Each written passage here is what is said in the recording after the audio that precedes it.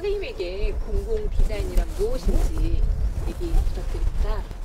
이론적인 공공 디자인의 어원이라든지 정의를 이제 말하는 것도 바람직하겠지만, 저는 이제 공공 디자인은 그 공간에 존재하는 모든 것이라고 저는 말해볼 수 있을 것 같습니다.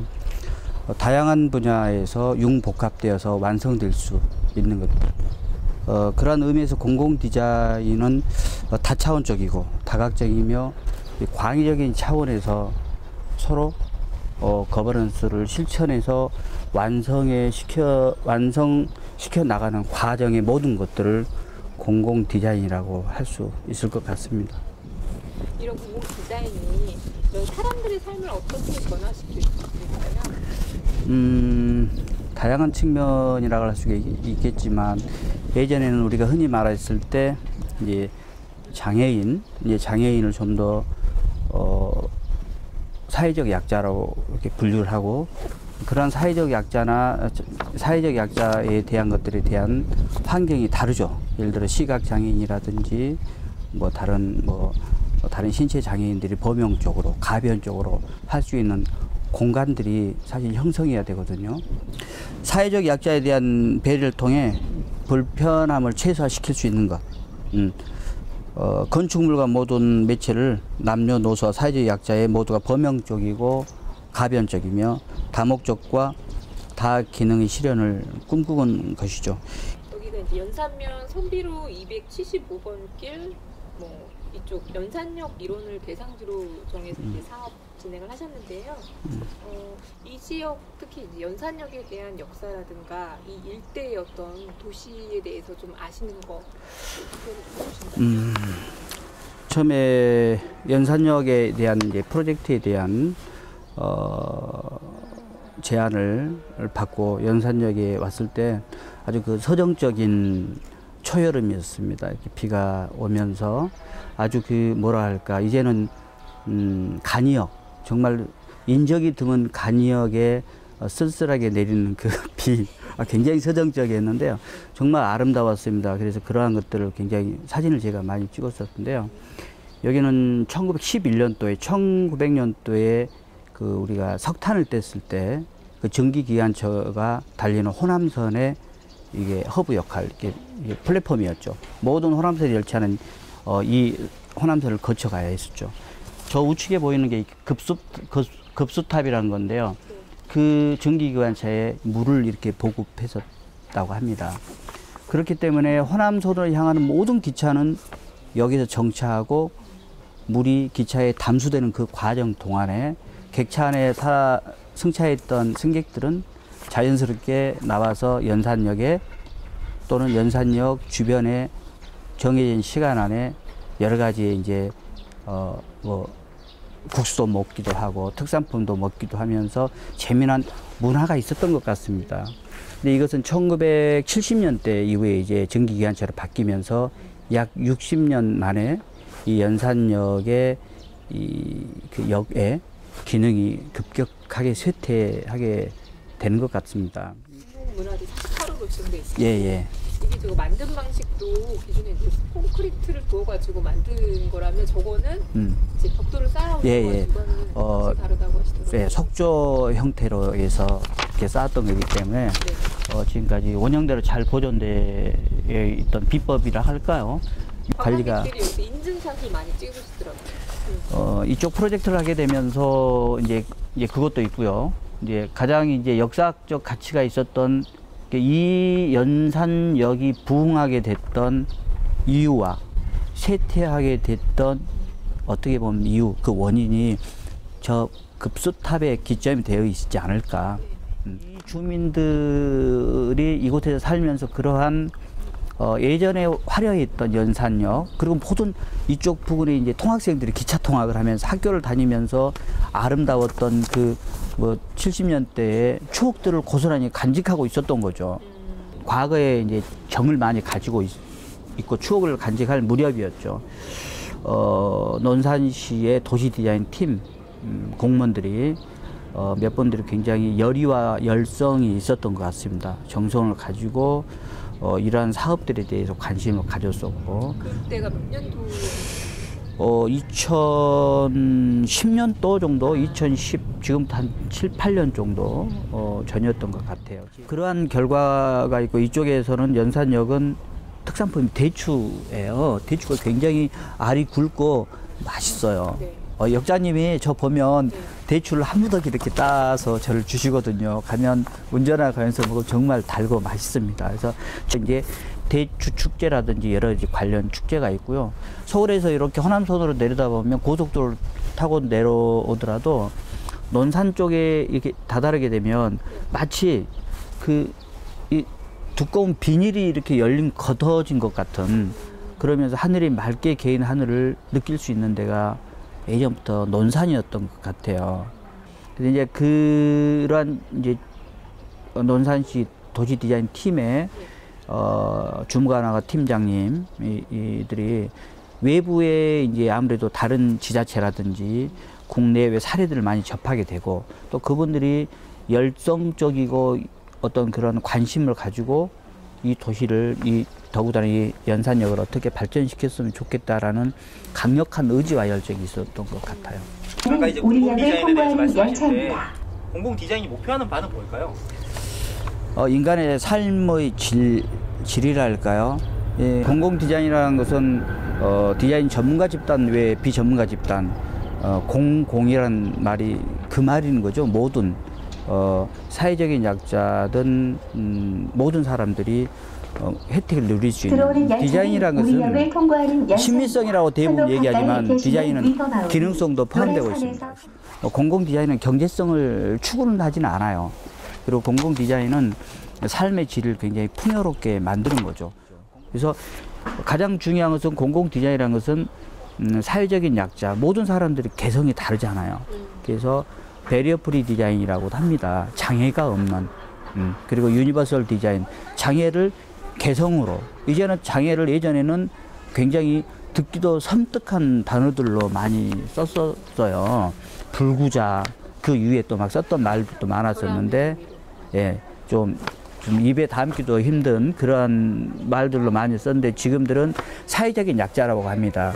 근데 우리나라가 아직은 많이 완성은 되지 않았어요. 그래서 할 수 있는 것은 턱 낮추기, 뭐 횡단보도 핸드레일 이런 거. 근데 역사적으로는 우리하고는 이제 아무래도 그렇지만, 저는 일본이라는 나라의 디자인에 대해서 굉장히 많은 것을 배우게 됩니다.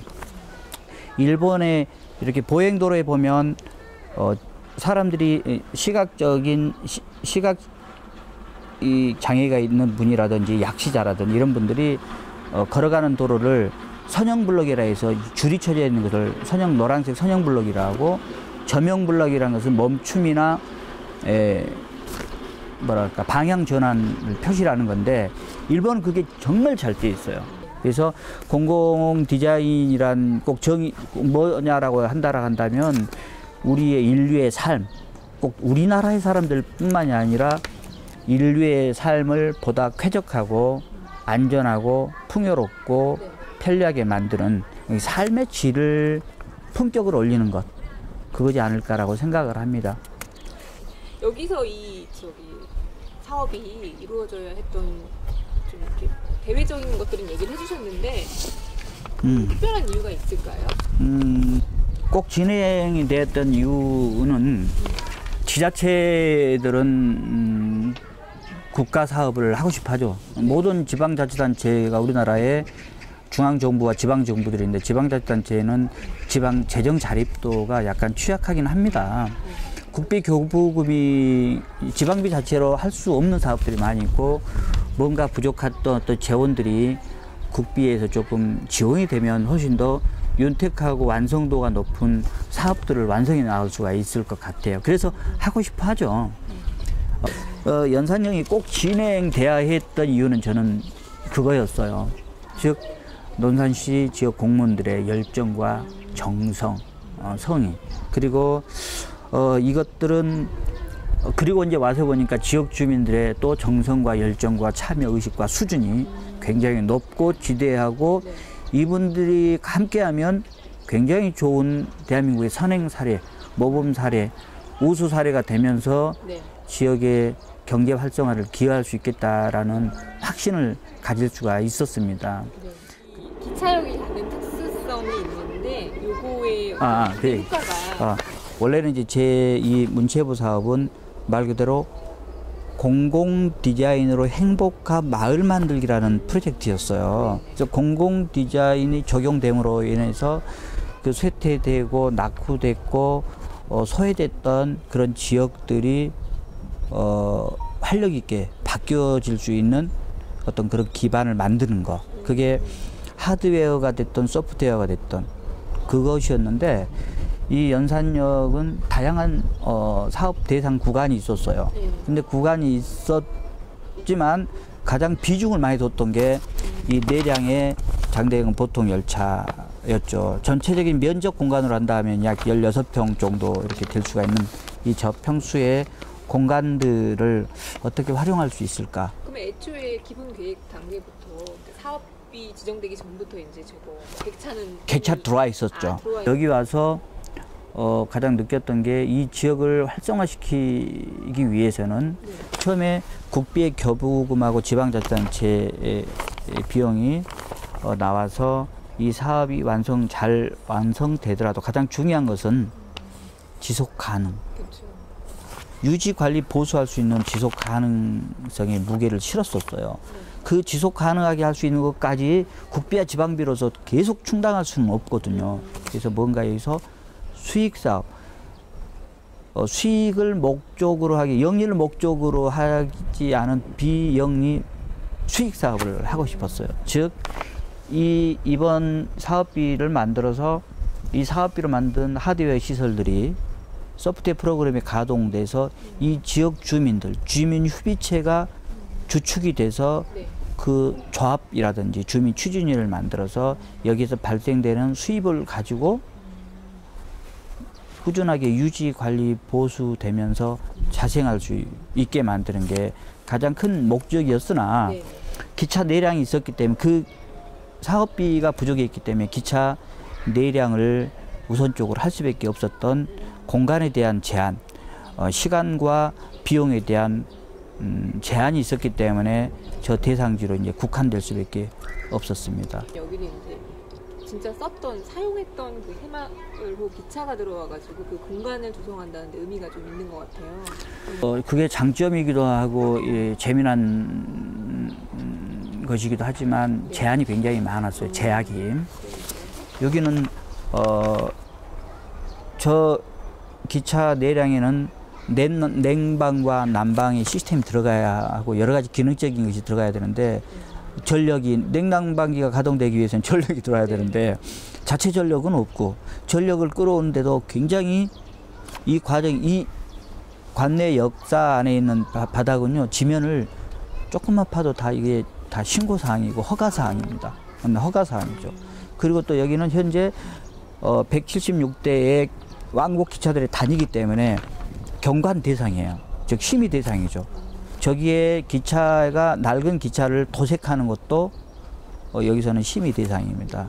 저 기차에 낡은 기차를 단색 처리하기보다는 뭔가 아이들 중심으로 가려면 재미난 게 좀 있어야 되겠다라고 생각해서 이제 그래피티라고 합니다. 제가 이제 서양의 유럽에서는 낙서라고 그래요. 낙서로 된 그래피티를 선택했던 이유는 또 일반 도색으로 칠해 놓으면 아무리 좋은 도료가 칠해진다 하더라도 일정한 시간이 지나게 되면 피복이 벗겨지고 또 후속 관리가 필요하게 되죠. 근데 저는 그래피티를 선택해서 하자고 제안을 했고 진행을 했던 이유는 저는 저곳에 아이들이 자기 이름도 적고 낙서도 하면서 그래피티는 낙서 그 자체거든요. 어린이가 됐건 청소년이 됐건 어린이 됐건 낙서를 통해서 그래피티가 계속 리사이클 되면서 유지 관리 보수가 자연 발생적으로 되는 거.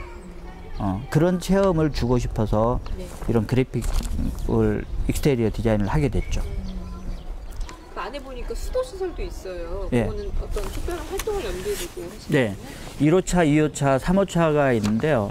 이 컨셉은 여기 대추 집단지 대한민국의 40%의 대추가 생산되는 곳이기 때문에 컨셉을 저는 대추로 잡았어요. 클래스 같은 걸 할 수 있다. 대추. 대추의 메인 컬러 값은 비리디안이라는 연상이 많이 들었어요. 진한 초록색. 요즘 이제 그린이잖아요. 녹색이고. 그래서 이제 대추 열매를 하게 되면 대추는 하얀색 꽃을 피우게 되는 거죠. 네. 그러게 씨앗이 나고 이 꽃이 피고 잎이 나고 그리고 마침내 이제 열매가 익어가는 것들을 이제 색채로 4가지의 색채 팔레트로 구성할 수가 있는 것이고 또 마치 자라나는 어린이들을 연상하는 꽃과 색삭과 잎과 열매로 결실까지 이루어지는 어떤 그런 스토리텔링이 아주 잘 맞아 떨어진 것 같더라고요. 진짜 결혼식 때 이렇게 그렇죠. 그래서 이제 씨앗방, 아니 꽃잎방, 씨앗방, 뭐 열매방, 잎새방 이렇게 이제 만들었던 거죠.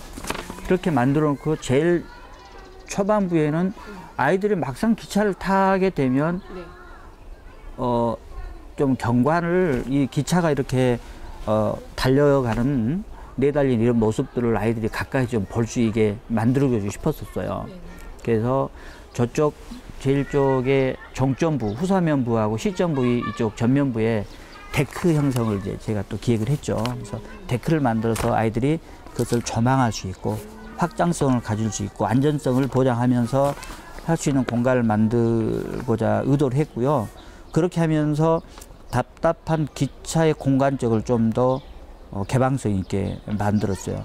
가을이 되게 되면 저쪽 그 데크 앞쪽으로 네. 가을 꽃들이 굉장히 예쁘게 핍니다. 이쪽은 심어놓은 네네 예.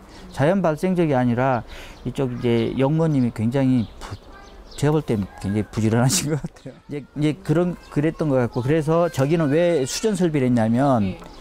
이게 원래는 진흥원에 있는 본 예산 외에도 시에서 지속적으로 투입을 많이 했어요. 그 이후에도 수전도 만들었죠, 화장실도 만들었죠, 데크도 만들었죠. 추가적으로 지금 오늘 하고 있는 그래피티 공사도 지금 하고 있고 이건 완성이 아니라 계속 ING 진행형입니다. 그러면 그런 그 필요한 자금들은 이게 이제 여기서 받는 체험비도 있겠고 지자체 체험비는 미미하고 지자체 자체 예산, 지자체에서 지자체 예산으로 지금 나오고 있고요. 장기적으로 좀 예산이 좀 저희 투입이 돼서 이제 되고 있는 건가요?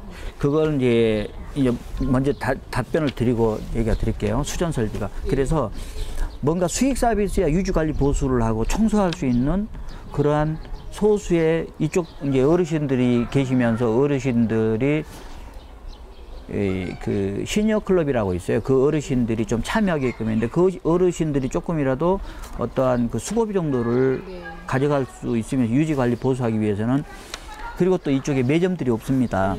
그래서 이렇게 왔다가 물 한 모금 뭐 커피 한 잔 하고 싶어도 마땅한 곳이 없어요. 막 찾았어요. 그 없죠. 그래서 이쪽 1호차에 인포메이션 기능과 카페테리아를 만들어서 앞에 데크와 앞에 광장에 이쪽에서 파라솔을 치고 커피를 좀 판매하고 간단한 식음료를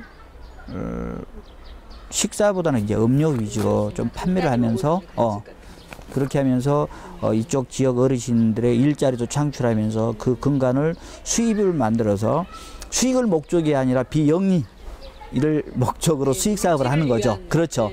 그래서 그것을 정확히 기록하고 잘 관리해서 유지 관리 보수하는 쪽으로 활용을 하자는 쪽으로 만들어서 1호차를 네. 카페테리아 같은 형식으로 뭔가 수익 모델로 공간을 만들어 많이 오니까 뒀어요. 원래 이제 1호차, 2호차, 3호차, 4호차 원래 계획은 이 바리에이션 되는 과정들이 굉장히 많아요. 단계별로 네.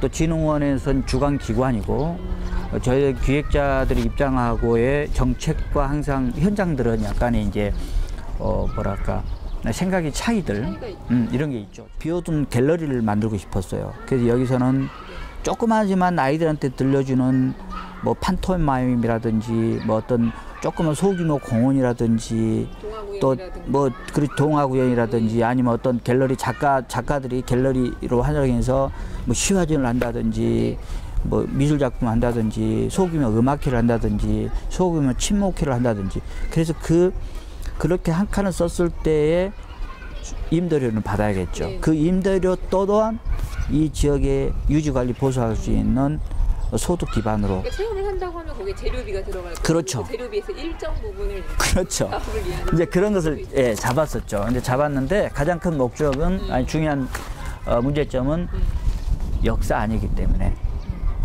영리를 목적으로 하는 일체의 행위를 할 수 없다는 철도 그 코레일의 그 지침이 있어요. 그래서 그렇다라는 모든 전국에 있는 모든 역사에서는 다 수익 사업을 하려고 들 것이다. 근데 이게 일단 입장료를 받을 때 그러면 포함해서 이렇게 받는 것도 지금 1,000원이라면 뭐 2,000원 이런 식으로 이제 그것은 왜 그러냐면 이것은 코레일에서 만들어서 이쪽에 이제 수익 사업들을 이제 미미한 차원의 뭐랄까 좀 애매한 입장인데 철도청에서 관리를 이제 코레일에서 관리를 한 거고 이 역사 만약에 카페라든지 공방 같은 경우는 코레일에서 관리할 수 있는 시스템이 이제 아직은 부재한 거죠. 그렇다면 외부의 분들이 오셔야 되는 거죠. 지역 주민이라든지 아니면 갤러리를 하게 되면 그걸 움직일 수 있는 큐레이터라든지 뭐 그런 분들이 와야 되는데 그러한 생산적인 그다음에 공방이라든지 소득 기반이란 어떤 그러한 것들을 병행할 수 없는 시스템이 되게 된 거죠. 그래서 애들이 단순하게 와서 책을 보고 재미난 놀이를 하고 또 기차의 영상을 보면서 기차의 문화에서 하고 기차의 미니어처를 보면서 기차의 이제 재미난 동심을 그리고 저쪽 제일 끝에 있는 어린이들이 이제 충분하게 놀이문화를 할 수 있는 그리고 다치지 않도록 충분하게 보완시설을 한 그런 놀이문화를 만들었죠. 그리고 이제 저쪽에 이제 만들어진 그런 큰 테이블에서는 아이들이 도시락도 먹기도 하고 또 이해하기도 하고 놀이문화도 있고 굉장히 다양한 제가 자료 다 드릴게요. 다양한 콘텐츠가 있었어요. 일단은 보니까 아이들 눈높이에 맞게 그 뭐 도장 찍는 거라든가 뭐 기차 무게 가늠하는 뭐 그런 저울 같은 거 질량 저울 그런 거는 또 어떻게 그 수요 조사 뭐 만족도 조사 같은 거 하신 거예요? 저는 이제 전문가들의 생각이 무조건 맞다고는 할 수는 없어요. 그래서 그 집단 지성이라 하죠. 집단 지성이라는 것은 비전문가 집단이라든지 더구나 지역 주민 그리고 이쪽을 방문했던 유치원 선생님들이나 부모님들한테 어떤 것들이 만족도 조사를 하고 어떤 것들이 있었으면 좋겠어요 라는 설문조사를 굉장히 많이 실시했어요. 제가 이 프로젝트 기본 계획을 할 때에도 설문조사 문항개발을 하기 위해서 심층 면접 설문조사, 전문가 집단 설문조사, 비전문가 집단 설문조사, 일반 방문객 설문조사에서 굉장히 많은 전문가 집단 설문조사를 하고 주민협의체하고의 대화를 많이 했죠. 그리고 처음에 조직 체계적으로 구축되지 않은 주민들을 주민 추진위원회를 만들었어요. 그래서 발대식도 했어요. 그래서 발대식에서 늦은 저녁 식사도 하고 또 막걸리도 한잔하면서 성공리로 하자는 밤에 화이팅도 하면서 그렇게 하면서 그러한 나온 객관적인 지표들을 가지고 이제 의논을 한 거죠. 근데 이것은 또 집단적인 의사결정, 집단 지성이란 말과 집단적인 의사결정하고는 굉장히 틀려요. 집단 지성이라는 것은 좋은 아이디어를 모아서 추리는 것이지만 집단적 의사결정이라는 것은 과반수 이상 많은 빈도수의 사람이 손을 들어서 우세한 쪽이 점수를 주는 거잖아요. 근데 사실은 진짜 중요한 한두 개는 놓칠 수가 있거든요. 그래서 집단 지성이라는 것은 좀 그렇고 협의죠. 주민들하고 협의를 해서 과연 무엇이 필요할까 이런 것들을 생각을 했었죠. 그런 반복들로 만들어진 아직 완성 단계가 아닌 이제는 이 마을의 시작. 요거 하시면서 벤치마킹 했던 그런 게 있으시다면? 벤치마킹 했던 것들은 이제 많죠. 이제 국내도 봐야 되니까 국내에 봐야 되는데, 이제 김해에 보면 낙동강 네일바이크라는 게 있어요. 거기도 있고, 춘천시 뭐 김유정역, 남강 지역 재능 나눔 열차도 있고 정선의 구전역도 있고 영월, 화천 기차 펜션 같은 것도 있고 그런 국내 그다음에 영국에 보게 되면 네. 그 빌리지 언더그라운드라든지 그런 데를 좀 참고로 했죠. 그리고 이거 꼭 그 역사를 참고했던 게 아니라 네. 저는 그 라이센스 브랜드가 있어요. 라이센스 브랜드가 뭐냐면 외국을 선진국들에 대한 어떤 답사, 현장 답사를 굉장히 많이 다녔었어요. 네. 그래서 그런 문화들을 많이 보다 보니까 어떠한 자원을 보면 그게 어떻게 그림이 좀 그려지는 것 같아요. 그런 그림이 그려져서 이 지역 주민이 소득 기반, 생산 기반을 해서 지속 가능하게 만드는 방법이 어느 정도 좀 어떻게 뭐랄까 알고 있다라고 할까? 그래서 그런 것들을 그런 우리나라뿐만이 아니라 세계 여러 나라에 꼭 기차를 활용한 역사를 활용한 벤치마킹이 했다라기보다는 네. 다양한 공공 디자인과 도시재생 문화에 대한 어떤 집산, 결산, 융복합된 어떤 그러한 어떤 벤치마킹이 아니었을까라고 생각합니다. 그 역하고 역전 마을하고 상생을 위한 그런 구성을 하셨는데. 네, 네. 이게 뭔가 항상 코어, 핵심이 있고 그 주변 요소가 있어야 되게 마련이죠. 여기는 연산역에는 다른 관광 주변의 관광 자원들이 여러 개는 있지만 네. 연산역이 기점이 됐었어요. 여러 가지 중앙정부 지원 사업들을 다수 좀 받게 됐고 또 이런 사업도 있고 이쪽으로 투입되면서 연산역에 이만큼 많은 주가 어린이층이지만 어린이로 주로 돼 있지만 이렇게 많은 외부 관광객들이 오는 것은 이제 없게 되는 거죠. 그러면 어린이들은 분명히 누군가의 보호자라든지 이 선생님의 가이드 안에서 오게 되는 거지만 이 아이들에 의해서 사랑의 우정을 싹 트이고 추억을 만들게 되게 되면 다시 오고 싶은 곳으로 되는 거죠. 부모님들과 오게 되고 좀 시간이 걸리겠죠. 그러다 보면 아까 말씀드렸던 여기를 찾아오다 보면 먹거리, 즐길거리, 놀거리 이건 당연히 이 주변 마을들이 생기게 되는 거죠. 우리나라 사람들은 어디 명소들을 가게 되면 뭔가 그 장소를 추억할 수 있는 것들을 사오고 싶어 해요. 물건이나 음식이나. 네. 근데 우리나라는요, 그런 게 좀 빈약해요. 어디 유명한 관광지 가면 판매하는 거 정해져 있지 않나요? 주걱, 뭐 숟가락, 젓가락, 그리고 특히 이 등 걷는 대나무 이거, 이런 것들은 요즘 그런 거 좀 사지 않잖아요. 그리고 그리고 인형들도 이상하게 막 그 투박한 인형들. 근데 외국 같은 데 가게 되면 뭐 동유럽 같은 데나 일본 같은 데 보면 너무 살 게 많아요.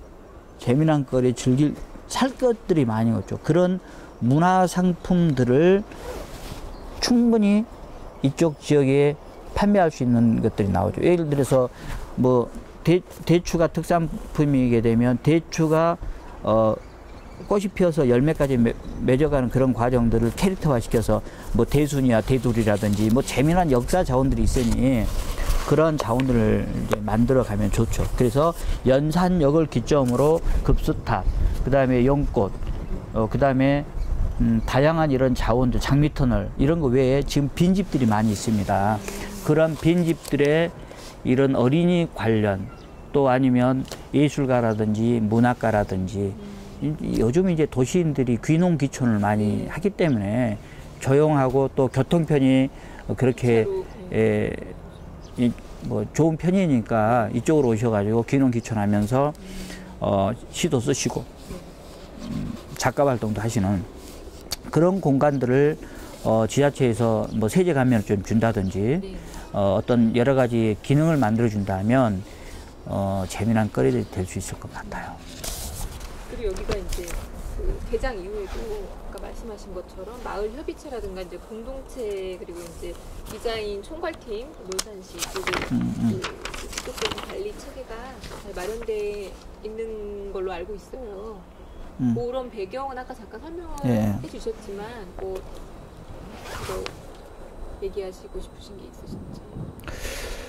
그 협의체는 연산역 주민협의체는 지금 잘 구성되어 있습니다. 더 이상 이제 인원이 없어요. 인원이 없을 정도로 전체가 잘 구성되어 있고요.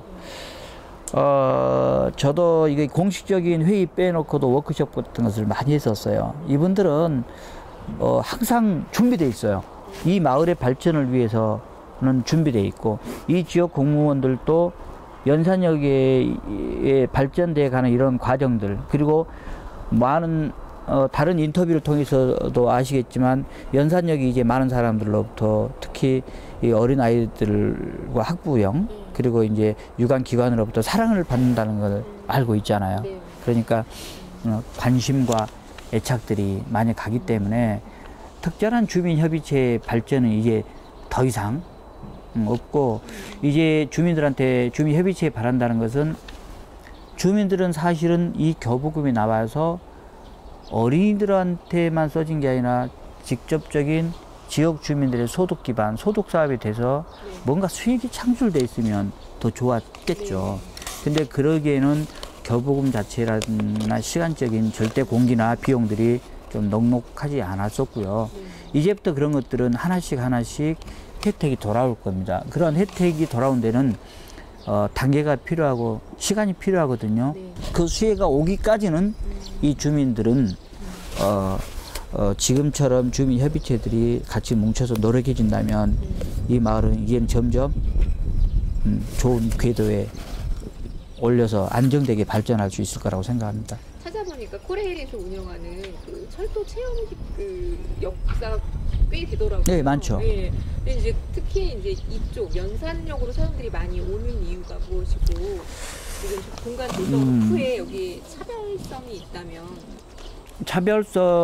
차별성은 다른 역사 체험 공간이라든지 그런 것들은 많이 있어요. 특히 이제 잘 된 게 이제 의왕 같은 경우는 정말 역사 박물관이 잘 되어 있죠. 근데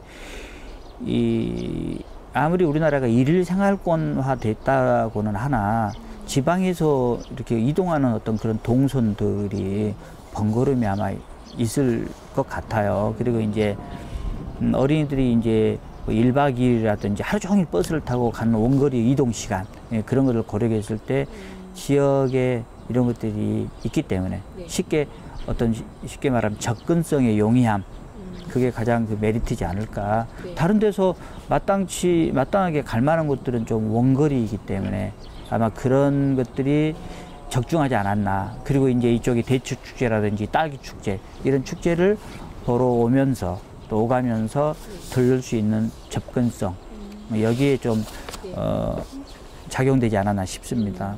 이 공간 이제 컨셉이라든가 그리고 이제 조성하시는 과정에서 특이할 만한 것들 있으시면? 이제 이쪽에는 당초에 어린이들한테는 조금 아직은 이제 위험하겠죠. 다시 이제 건축 리노베이션을 한다고는 들었습니다만은, 저 브릿지가 있는 저쪽에 있는 포토존, 이쪽에 하루 176회 왔다 갔다 하는 그러한 고속열차라든지 이 열차들을 배경으로 사진 찍는 포토존이 아주 재밌어요. 그런 존도 좋지만, 이 열차 이 공간 안에서 아이들이 마음껏 뛰어놀 수 있는 거, 지금 현재로서는 기차 내량이 간단하게 보면은 기차 내량이지만 아이들이 좋아하는 외관의 익스테리어 디자인을 그래피티로 그림을 그려놔서 애들이 저런 그림만 보는 걸로도 우아하는 거죠. 그리고 오늘 인터뷰하는 이 자리도 굉장히 평온하지 않나요? 간이역, 굉장히 간이역이라는 그 키워드 자체가 굉장히 서정적이고 아름답다고 저는 생각해요. 공간별로 이렇게 공간 조성을 다르게 하셨잖아요. 네네. 그거에 대해서 좀 얘기해 주시면. 처음에는 이제 원래 컨셉하고는 약간 이제 조금 변화는 있었습니다만, 대출 컨셉으로 해서 꽃이 피고 싹이 나고 이제 잎이 피면 열매가 자라는 것처럼 그런 순서로 했습니다. 어린 흰색의 잎이라면 처음으로 들어가면 인포메이션이죠. 어떤 간단한 아이들의 눈높이에서 그런 것들을 일러스트로 제작을 해서 우리 역을 통과하는 열차입니다. 어떤 선로 가까이 안내를 하고 정보를 노란선에서 한 걸음 물러서 가져갈 수 주시기 있는 바랍니다. 인포메이션 기능의 룸으로 잡았죠. 그리고 이제 두 번째 같은 경우는 그 철도 역사관. 우리나라 철도가 전기기관차가 시작돼서 지금까지의 발전되는 대표적인 기차의 이야기, 재미난 영상이라든지 기차의 변천사를 빔 프로젝트 영상을 통해서 체험할 수 있게 되고, 그림에 대해서 간단한 그림과 어떤 텍스트를 통해서 아이들이 읽어볼 수 있도록 했고요. 또 한 곳에서는 아이들이 활동을 하다가 졸립거나 좀 피곤하거나 그러면 좀 들어 누울 수도 있고, 또 외국이나 이런 데는 애들이 굉장히 자유롭게 들어 눕거나 뛰어놀 수도 합니다. 그래서 이렇게 미니 텐트 같은 거라든지 편하게 앉거나 들어놓거나 할 수 있는 어떤 그런 공간, 그리고 마지막에는 다양한 놀이기구를 만들어서 그 안에서 놀 수 있는, 마음껏 뛰어놀 수 있는 그런 공간으로 해서 구성을 했습니다. 이게 리뉴얼 되면서 이 상권의 변화가 혹시 보여지시는 게 있어요? 상권요? 네. 그럼요, 변해졌죠.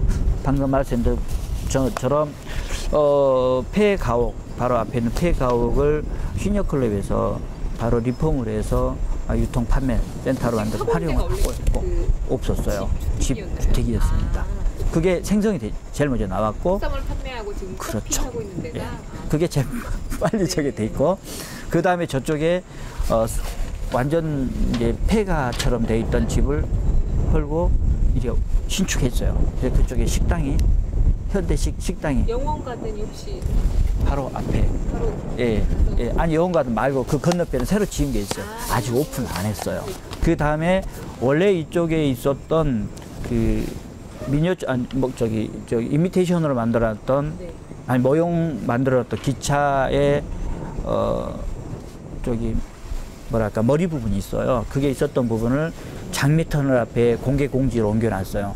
거기에서 이제 재미난 수익 사업, 먹거리라든지 이런 것들, 김밥 이런 데는 이제 역사 외부기 때문에 그런 데서 이제 약간의 먹거리를 만들어서 팔 수 있는 이런 것들이 이제 하나의 변화가 되면서 수익 사업으로 이제 연결되는 거죠. 점진적으로 그렇게 되는 것이죠.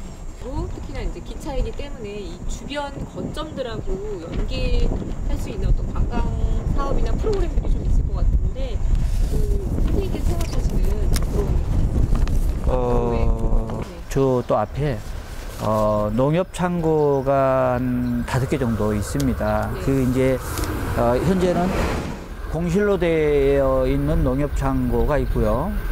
일부 사용되고 있는 농협 창고가 있는데, 논산시 지방자치단체에서는 네. 그 농협 창고를 활용해서 이제 제안을 같이 했죠.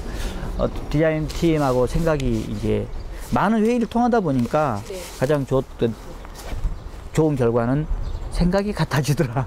이거였죠. 그래서 농협 창고를 활용해서 공방이라든지 다양한 문화 체험 학습 프로그램을 만들어 보자라는 어떤 의견을 가지고 있어요. 그래서 그쪽으로 전반적으로 연계시킬 예정입니다.